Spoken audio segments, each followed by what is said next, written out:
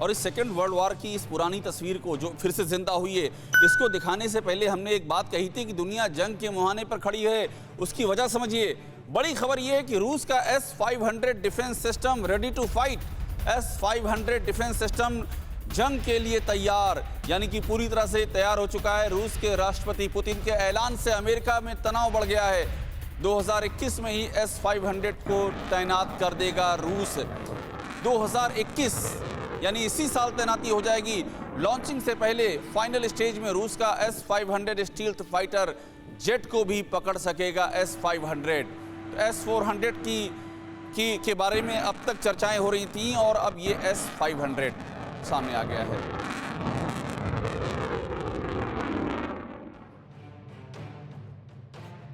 ये जो रूस का S-500 है, इसको समझ लीजिए। S-400 के बारे में लगातार हम चर्चा करते आए थे। अब आपको बता रहे हैं कि S-500 क्या है। बिग बॉल पे आपको हम बताएंगे कि आखिरकार इसमें ऐसा क्या है जो इतनी ज़्यादा चर्चा हो रही है। हवा में 600 किलोमीटर दूर तक मिसाइल और फाइटर को मारने में सक्षम है। 600 किलोमीटर का फासला हवा में, इसकी रेंज हम आपको बता रहे हैं। 30 किलोमीटर की ऊंचाई पर मिसाइल या जेट को मार गिराने में सक्षम है। 30 किलोमीटर ऊंचाई की तरफ आगे बढ़िएगा।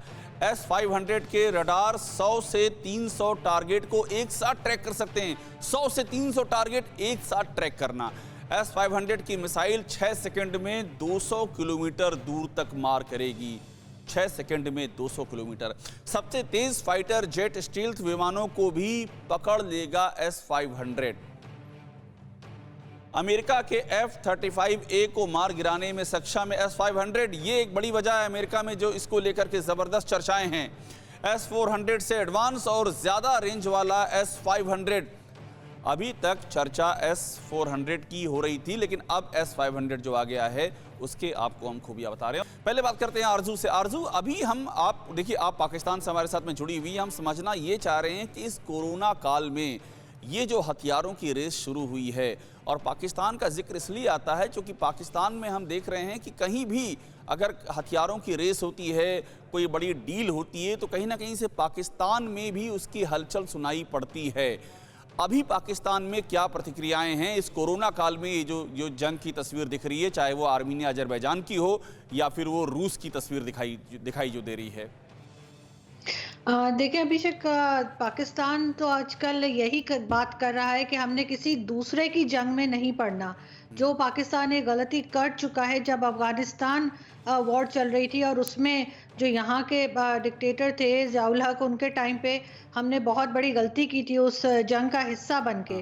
तो इसलिए अब पाकिस्तान ऐसा नहीं सोचता कि वो किसी भी दूसरे की जंग में जाके, चाहे वो कोई भी हो, चाहे वो इस्लामिक कंट्री हो चाहे नॉन इस्लामिक कंट्री हो। हाँ, एक स्टेटमेंट ज़रूर रिलीज कर दिया जाएगा अगर गवर्नमेंट समझेगी कि देना चाहिए, लेकिन जाके और उनका हिस्सा बनना। आप जो बात कह रही हैं आरजू काज़मी, तो मुझे लगता है आप ये कह रही हैं कि इस बार जो आर्मीनिया और अजरबैजान में जंग छिड़ी है, पाकिस्तान उसकी पार्टी नहीं बनने जा रहा है। पिछली बार तो बन गए थे।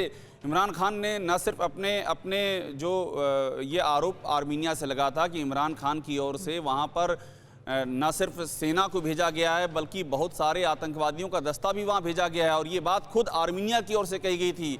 आरजू, देखिए पाकिस्तान ऐसा कर चुका है, अफगानिस्तान में भी कर चुका है और उसके रिजल्ट्स भी हमने भुगते हैं।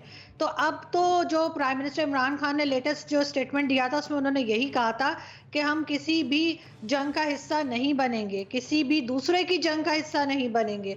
तो मुझे नहीं लगता कि पाकिस्तान अभी किसी तरीके से भी ये चीज अफोर्ड कर सकता है। पाकिस्तान दूसरे की जंग को भी अपनी जंग समझ करके उसमें कूद जाता है। बाद में जब कुछ हासिल नहीं होता है तो वहां पर बयान दे जारी किया। फिक्र आपकी, सोमवार से शुक्रवार रात 9 बजे सिर्फ TV9 भारतवर्ष पर।